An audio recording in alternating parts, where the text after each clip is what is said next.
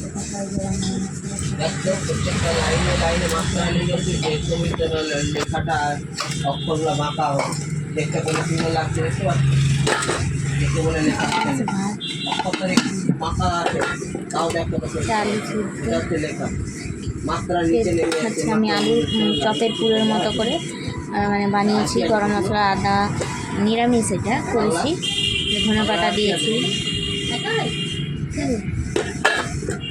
মঙ্গলবার নিরামিষ আমি দিতে হয়েছে, এখানে করেছি মুগ ডাল।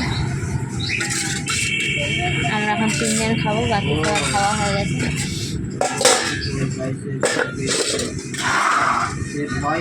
এদিকে আছে হচ্ছে তোমার একটু বেগুন ভাজা, আর এখানে আছে মাছের মুড়াগুলো খাইনি, দাদু নাতির বাটা মাছ যতগুলো ছিল সব খেয়ে নিয়েছে।